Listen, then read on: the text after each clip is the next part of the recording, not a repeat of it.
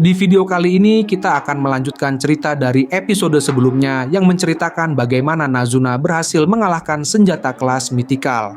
Nah, kira-kira di episode kali ini, misteri apa yang tersembunyi di lantai terakhir? Dan bagaimana pertemuan Light dengan Nano yang merupakan target balas dendamnya? Oke, daripada lama-lama lagi, berikut pembahasan cerita kali ini. Setelah Light berhasil menenangkan Nazuna, Dagan langsung bertanya apakah ia diperbolehkan meneliti makhluk ular yang merupakan senjata kelas mitikal. Ia ingin menyentuhnya, menelitinya, memakannya. Light tidak keberatan dan berkata bahwa itu bukan masalah, tetapi tetap harus berhati-hati karena bisa saja membuat perut sakit. Mendapat izin itu, kelompok Dagan pun melanjutkan penelitian mereka dengan penuh antusias, memeriksa senjata kelas mitikal itu dari dekat sambil mencari tahu apakah ada kekuatan tersembunyi di dalamnya. Light sempat membayangkan bagaimana reaksi para kurcaci itu jika mereka tahu dirinya membawa senjata kelas Genesis. Tiba-tiba Mera menghampiri Light dan meminta waktu sebentar untuk berbicara. Ia memberitahu bahwa salah satu klonnya telah menemukan lubang menuju lantai berikutnya dan tidak ada jejak siapapun yang sudah melewatinya. Selain itu, ia juga menemukan potongan pedang di dekat lokasi tersebut. Mera menduga pedang itu milik para petualang kurcaci yang sebelumnya dikirim ke reruntuhan. Light tidak menduga bahwa para kurcaci itu bisa mencapai sejauh ini. Ia ingin mengembalikan potongan itu ke keluarga pemiliknya. Tetapi karena yang tersisa hanyalah bilah pedang, prosesnya akan sulit. Setidaknya ia bisa menyerahkannya pada Dagan saat mereka keluar ke permukaan nanti. Light pun berterima kasih pada Mera. Bagi Mera, itu bukan apa-apa, dan ia kembali mengingatkan bahwa tugasnya adalah memandu mereka menuju lantai berikutnya. Namun, karena kelompok Dagan masih dalam penelitian mereka harus menunggu hingga para klon Mera berkumpul kembali. Jadi masih ada waktu. Singkat cerita, dibutuhkan waktu hampir seharian penuh bagi para kurcaci itu untuk memuaskan rasa penasaran mereka. Mereka bahkan tidak beristirahat sama sekali demi meneliti senjata kelas mitikal. Namun pada akhirnya, setelah menghabiskan begitu banyak waktu, Dagan menyimpulkan bahwa dengan teknologi mereka sekarang, tidak mungkin bagi mereka memahami sepenuhnya bagaimana senjata kelas mitikal itu dibuat. Light sudah menduga hal itu sejak awal, mengingat benda itu adalah peninggalan dari peradaban kuno, jadi tidak mungkin dipahami hanya dalam 1 atau 2 hari. Meski begitu, kelompok Dagan tetap tersenyum puas, karena penelitian kali ini sangat menyenangkan bagi mereka. Setelah menyadari bahwa mereka telah membuat yang lain menunggu terlalu lama, kelompok Dagan meminta maaf. Mereka pun beristirahat sejenak sebelum melanjutkan perjalanan.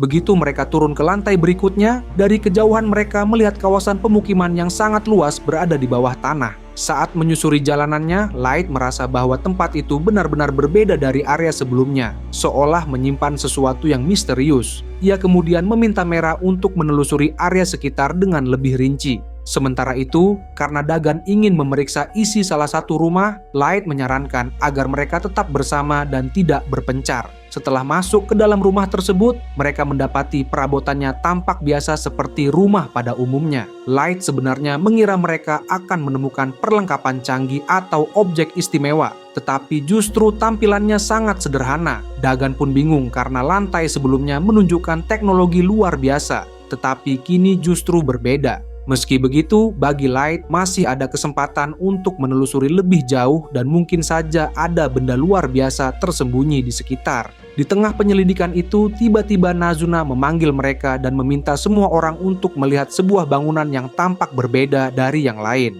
Begitu mereka sampai di depan bangunan itu, tampak jelas bahwa bangunannya menyerupai gereja dewi yang ada di permukaan, dan bagian dalamnya pun memiliki suasana seperti fasilitas keagamaan. Di dalamnya terdapat sebuah lukisan besar yang penuh misteri. Light mencoba memahami isi lukisan tersebut. Pada sisi kiri terlihat makhluk yang mirip dengan ular tiruan yang mereka lawan di lantai sebelumnya. Dan di belakangnya tergambar 9 ras yang seolah berada di pihak makhluk itu. Lalu ada 4 sosok yang tampak memimpin pasukan tersebut. Sekilas, mereka terlihat seperti manusia berambut hitam. Namun perlengkapan dan senjata yang mereka gunakan membuat mereka tampak seperti makhluk yang jauh lebih kuat. Mungkin saja merekalah yang disebut sebagai para master. Sementara itu, di sisi kanan lukisan menggambarkan sosok monster besar yang dari mulutnya memuntahkan banyak sekali monster mengerikan. Gambar itu seolah menunjukkan berbagai jenis makhluk yang diciptakan oleh dewa jahat. Sayangnya, bagian tubuh dewa jahat pada lukisan itu tampak hancur sebagian,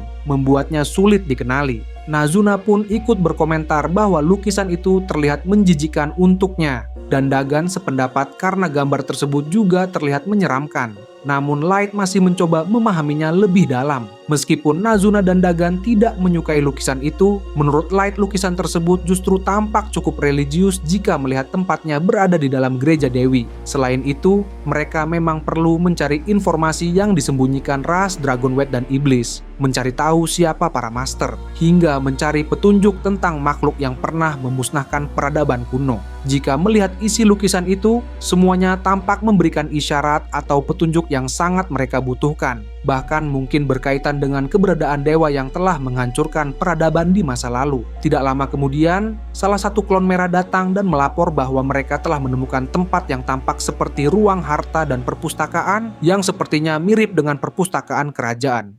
Sesampainya mereka di tujuan dan masuk ke perpustakaan itu, semua langsung memeriksa isi ruangan. Kelompok Dagan tampak sangat bersemangat, sementara Light mengambil sebuah buku yang tergeletak di lantai. Buku itu berisi informasi tentang makhluk yang sebelumnya mereka lawan. Sayangnya, Light tidak bisa membaca tulisan di dalamnya karena menggunakan bahasa yang tidak ia kenali, tetapi melihat gambarnya saja sudah cukup membuatnya tertarik. Setelah merasa cukup, Light mengajak mereka menuju ruang harta. Saat tiba di sana, Merah sempat mengira ruang harta itu akan dipenuhi dekorasi mewah. Namun ternyata dugaan salah satu klonnya keliru karena mereka hanya mencium bau logam yang kuat dari tempat itu. Saat menelusuri bangunan tersebut, Light menyadari ada beberapa bangunan serupa yang berjajar, tetapi anehnya tidak memiliki pintu masuk sama sekali. Karena itu, Light meminta Nazuna untuk memotong temboknya menggunakan pedang Prometheus. Ketika Nazuna sedang memotong tembok, ia melihat Light memperhatikan dirinya dengan ekspresi aneh, lalu bertanya apa yang terjadi. Light mencoba mengelak dan mengatakan bahwa ia hanya senang karena kali ini Nazuna bisa diandalkan. Mendengar pujian itu, Nazuna terlihat malu-malu dan mengucapkan terima kasih. Dalam hati, Light sebenarnya ingin mengatakan bahwa ia senang karena Nazuna bisa bekerja dengan tenang. Setelah Nazuna mendorong tembok yang terpotong, mereka langsung melihat tumpukan emas dan perak yang tersimpan rapi di dalam etalase. Di bagian sebelahnya, mereka menemukan pedang, tongkat, armor, bahkan berbagai senjata sihir yang tertata sangat rapi. Pemandangan itu membuat kelompok Dagan terkejut sekaligus gembira, karena sama sekali tidak menyangka akan menemukan harta sebanyak itu. Ketika Light keluar dari bangunan, Dagan segera menghampiri dan mengucapkan terima kasih karena berkat Light mereka bisa sampai sejauh ini dan menyaksikan hal-hal menakjubkan seperti golem batu, lautan luas bawah tanah, buku-buku kuno, hingga harta karun yang tak terhitung jumlahnya. Bagi Dagan, semua ini adalah pencapaian besar, dan jika seluruh temuan tersebut dibawa ke permukaan, maka akan menjadi sejarah penemuan terbesar bagi ras Kurcaci. Ia bahkan tidak sabar untuk mempelajari teknologi peradaban kuno dan membagikan seluruh pengetahuan itu kepada Light. Mendengar hal tersebut, Light tentu ikut senang karena janjinya sudah dipenuhi. Sekarang giliran Dagan memenuhi janjinya sendiri. Dagan kemudian menyerahkan sebuah benda berbentuk palu kecil kepada Light. Ia menjelaskan bahwa benda itu mengandung cap segel nasional kerajaan Kurcaci yang bisa menjamin apapun yang ingin dilakukan Light. Dengan segel nasional tersebut, Light akan memiliki jaminan penuh dari Raja Kurcaci dan bisa bebas memasuki semua wilayah kerajaan mereka, bahkan tempat-tempat yang terlarang. Dagan juga akan mengumumkan hal ini kepada seluruh bawahannya. Lebih jauh lagi, dengan segel itu Light bahkan bisa mengatur negara dan secara tidak langsung dapat menjadikannya raja. Mendengar penjelasan itu, Light sempat bingung dan bertanya apakah tidak masalah memberikan benda sepenting itu. Namun Dagan menjawab bahwa hadiah darinya saja masih belum cukup untuk membalas jasa Light yang begitu besar. Bahkan ia tidak keberatan menyerahkan posisi Raja Kurcaci saat itu juga. Tentu saja Light menolak karena ia sama sekali tidak berniat menjadi pemimpin ras Kurcaci. Dagan terlihat menyayangkannya karena ia benar-benar yakin Light bisa menjadi raja yang baik. Sementara itu, Light sendiri sulit memahami bagaimana Dagan bisa begitu mudah melepaskan gelarnya sebagai raja hanya demi bisa melakukan penelitian dengan tenang, sampai membuatnya ragu apakah semua ini benar atau hanya candaan. Namun bagaimanapun juga, Light tetap tidak tertarik dengan tawaran tersebut. Ia tetap berterima kasih karena telah diberikan segel nasional, sebab dengan benda itu ia bisa menjadikan Lilith sebagai pemimpin kerajaan manusia, sekaligus menyelidiki pengkhianatan Nano dan memenjarakannya di penjara Abyss atas semua dosanya. Ketika Light tanpa sadar menunjukkan ekspresi yang serius karena memikirkan balas dendamnya, Dagan bertanya apakah ia telah mengatakan sesuatu yang menyinggung. Light menjawab tidak, dan Dagan pun merasa lega. Sementara itu, Light masih berusaha menahan diri dari rencana balas dendam yang muncul di kepalanya.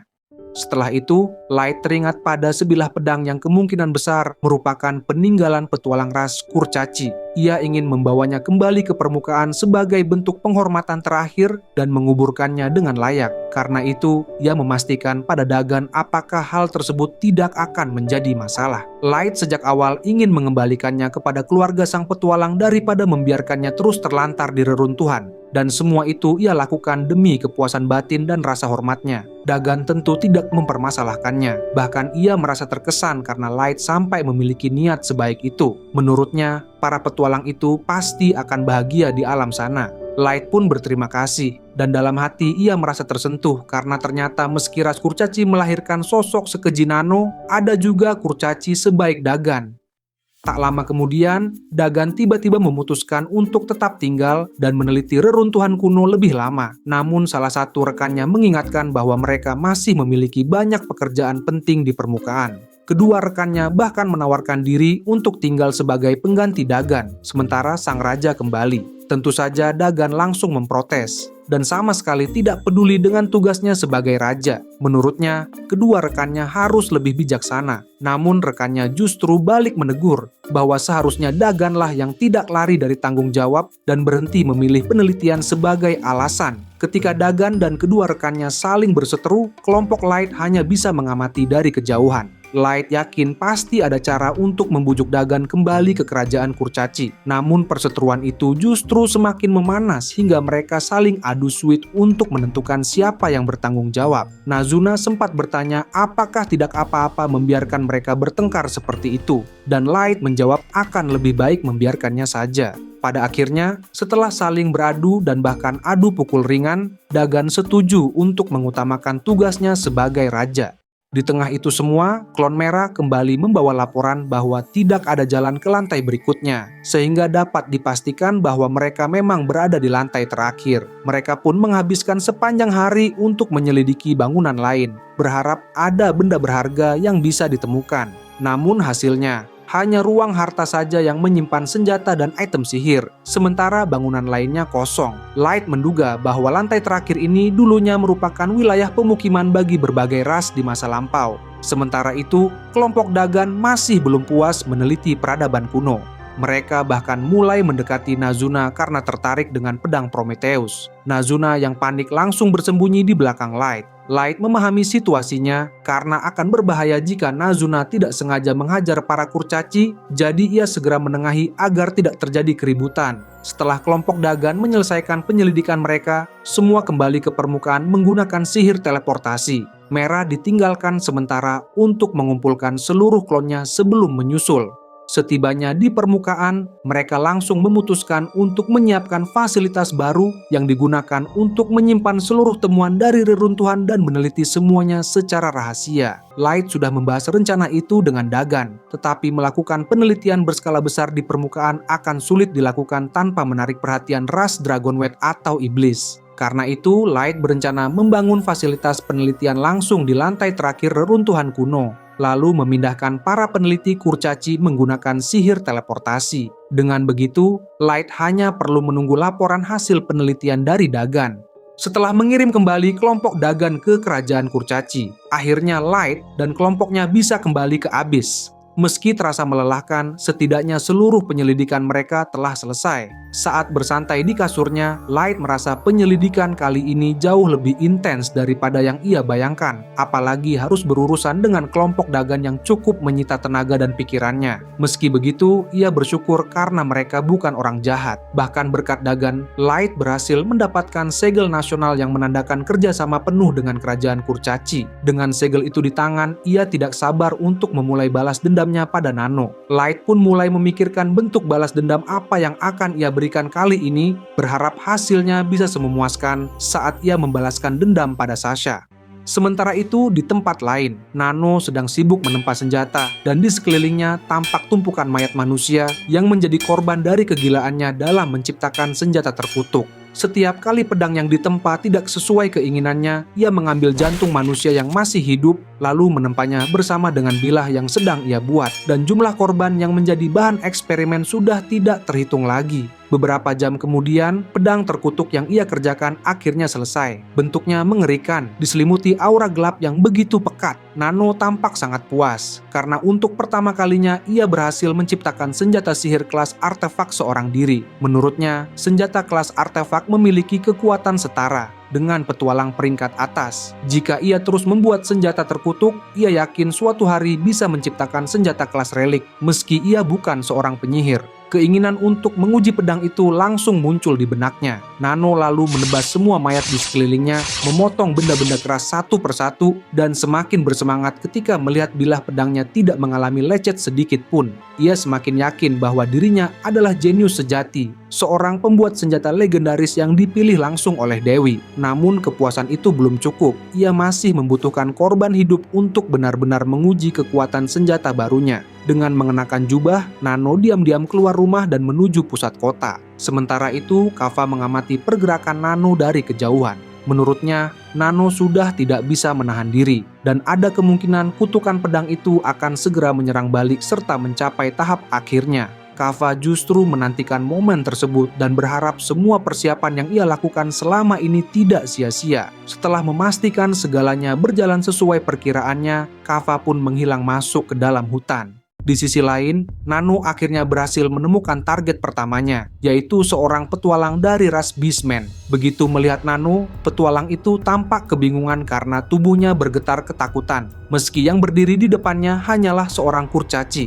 Saat melihat pedangnya terus bergetar, Nano langsung menyadari bahwa rasa takut itu berasal dari efek pedang terkutuk yang sedang ia genggam. Sambil mengangkat pedangnya, Nano berkata bahwa seharusnya petualang itu merasa beruntung. Karena berkat efek pedang ini, ia bisa menjadi bahan uji coba dari karya seorang jenius. Bahkan, seharusnya ia bangga menjadi orang pertama yang merasakan awal terciptanya sebuah senjata legendaris. Kemudian, Nano menusukkan pedangnya ke dada petualang tersebut untuk menyedot darahnya dan memperkuat pedangnya. Dengan cara ini, ia yakin pedangnya akan berkembang menjadi senjata legendaris, dan inilah kekuatan sejati dari pedang teror miliknya. Sementara itu, di Dungeon Abyss, Light terkejut saat membaca laporan yang menjelaskan bahwa Nano telah melakukan pembunuhan berantai di ibu kota kerajaan Kurcaci. Light bingung bagaimana hal seperti ini bisa terjadi. Icehead menjelaskan bahwa Nano baru saja membuat pedang baru dan kini menggunakannya untuk menyerang para petualang serta sesama rasnya setiap malam.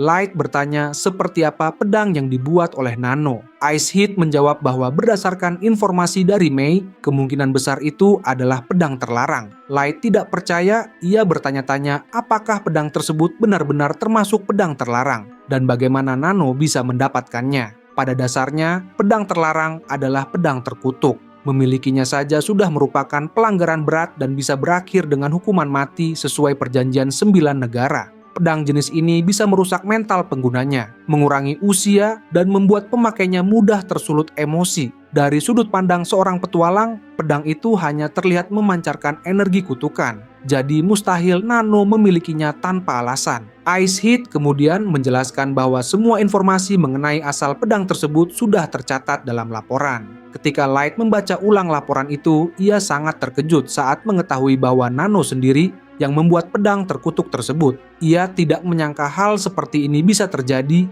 mengingat sebelumnya ia terlalu fokus pada penyelidikan reruntuhan dan sempat mengabaikan Nano. Terlebih lagi, belum lama ini Nano masih terlihat bekerja sebagai pandai besi di bengkelnya. Namun sekarang ia sudah pindah ke desa terpencil. Dari informasi yang berhasil dikumpulkan, Nano sering terlihat menerima kunjungan dari pedagang manusia yang membawa kebutuhan sehari-hari serta secara mencurigakan memesan budak manusia. Ice Head menduga budak-budak itu disembunyikan di dalam tong agar tidak terlihat, lalu digunakan sebagai bahan untuk menciptakan senjata terkutuk. Light pun mulai berpikir bahwa pasti ada pihak lain yang memberikan Nano pengetahuan tentang cara membuat pedang terkutuk, dan kemungkinan besar pihak itu juga terlibat dalam semua kekacauan ini. Kemudian Ice Head mulai menyinggung tentang pedagang manusia yang sering berkunjung ke Nano. Menurut penyelidikan Aoyuki, ada sesuatu yang mencurigakan dari pedagang itu. Light pun bertanya apakah Aoyuki sudah menemukan bukti yang jelas. Namun Ice Head menjawab bahwa semuanya masih sebatas dugaan karena pedagang tersebut belum menunjukkan niat aslinya sampai sekarang. Bagi Light, justru itulah letak kecurigaannya terlalu terlihat normal di permukaan, padahal ia terus berinteraksi dengan Nano. Ice Head sependapat karena sikap normal yang berlebihan seperti itu memang mencurigakan. Sampai akhirnya mereka memutuskan untuk menyelidikinya lebih jauh. Dalam laporan itu juga tertulis bahwa Aoyuki bahkan sampai mengirim familiarnya untuk memantau pergerakan pedagang tersebut karena rasa curiganya sudah semakin kuat. Light kemudian menyampaikan bahwa ia ingin bertemu langsung dengan Aoyuki untuk membahas Nano dan pedagang manusia itu. Ia sadar bahwa mereka harus segera menghentikan kekejian Nano dan menangkap pedagang yang bekerja sama dengannya, karena semua ini akan menjadi bagian dari rencananya untuk membalaskan dendam pada Nano. Ice Head mengerti dan segera keluar dari ruang kantor Light untuk menyiapkan segala sesuatunya. Menurut Light, keterlibatan Nano dalam membuat pedang terkutuk mungkin ada hubungannya dengan impian Nano yang pernah ia ceritakan saat pesta minum waktu itu. Nano dengan penuh semangat mengatakan bahwa ia ingin menciptakan senjata legendaris seperti dalam dongeng. Light tidak habis pikir, hanya demi mimpi itu Nano sampai nekat melakukan hal-hal yang dilarang. Namun berkat semua ini, Light akhirnya menemukan cara terbaik untuk menghentikan kejahatan Nano dan membalas dendam agar Nano merasakan putus asa seperti yang pernah dialaminya. Singkat cerita, di sekitar kastil ibu kota kerajaan Kurcaci, di tengah malam harinya, Nano kembali menjalani rutinitasnya untuk membunuh siapapun yang ia temui di jalanan. Ia sudah tidak sabar menggunakan pedang terornya untuk menghisap lebih banyak darah. Awalnya, Nano sudah mengincar seorang pria mabuk yang sempoyongan di tengah jalan. Namun, beberapa penjaga yang berpatroli tiba-tiba muncul dan menyuruh pria mabuk itu pulang, karena sekarang sangat berbahaya berjalan sendirian, mengingat ada pembunuh yang sudah memakan banyak korban. Mereka mengingatkan semua orang untuk tidak berkeliaran di malam hari tanpa teman. Begitu para penjaga pergi, Nano tampak sangat kesal karena semakin sulit mendapatkan target. Dia sadar bahwa dirinya terlalu mencolok sehingga semua orang menjadi lebih waspada. Namun, rasa frustrasinya dikalahkan oleh keinginannya untuk memberi pedangnya darah segar agar kelak menjadi pedang legendaris. Karena keadaan mulai menyulitkan, Nano pun memutuskan untuk beralih mengincar para gelandangan sebagai target berikutnya. Namun, tiba-tiba Nano melihat seorang anak manusia yang berjalan sendirian di tengah malam. Dari gerakannya, Nano bisa menilai bahwa anak itu memiliki teknik bela diri yang cukup baik, bahkan pergerakannya nyaris tanpa celah. Bagi Nano, sangat tidak wajar ada manusia yang berjalan sendirian di jam seperti ini. Maka, ia menduga kuat bahwa sosok kecil berjubah itu kemungkinan besar adalah seorang petualang kurcaci. Meski begitu, Nano sempat bingung karena sosok berjubah tersebut justru masuk ke wilayah pemukiman kumuh. Namun, ia menilai kemungkinan besar Kin hendak menuju penginapan yang berada di perbatasan wilayah kumuh. Tempat seperti itu justru sempurna untuk menghabisi target tanpa menarik perhatian. Dengan pikiran seperti itu, Nano pun memutuskan untuk mengambil jalan pintas untuk memburunya. Nano merasa sangat beruntung dan menganggap semua ini sebagai berkah dari Dewi yang telah mengakui dirinya sebagai pandai besi jenius. Ketika sampai di lokasi dan mangsanya semakin dekat, Nano sudah membayangkan pedang terornya akan segera menghisap darah segar dan menguatkan dirinya. Namun, begitu jarak mereka cukup dekat, Nano baru sadar bahwa target yang ingin ia bunuh ternyata memang benar-benar seorang anak manusia. Ia tak menyangka ada bocah yang berkeliaran sendirian tengah malam. Dalam pikirannya mungkin anak itu keluar karena disuruh seseorang, tapi tetap saja itu sangatlah bodoh dan memang pantas dilakukan oleh ras manusia. Seorang petualang seharusnya tetap waspada sekalipun berada di tengah kota, karena kota pun belum tentu aman bila ada orang seperti dirinya yang berkeliaran mencari korban. Tanpa ragu, Nano pun langsung berlari sambil mengayunkan pedang terkutuknya untuk membunuh anak itu.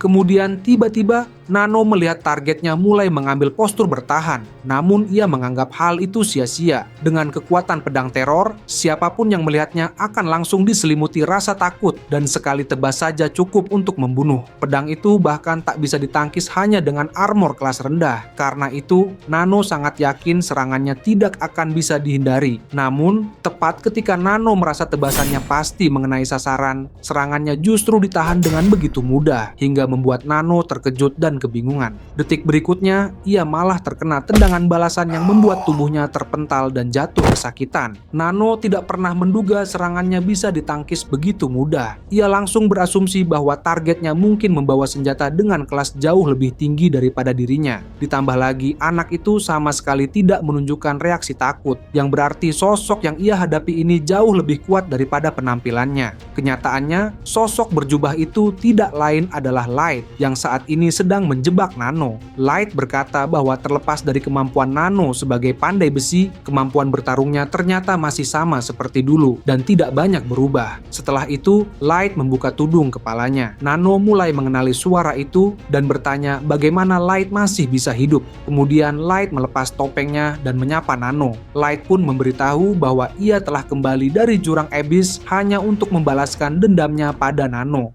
Itu saja untuk pembahasan cerita kali ini. Jangan lupa untuk like, share, and subscribe. Sampai jumpa di video berikutnya.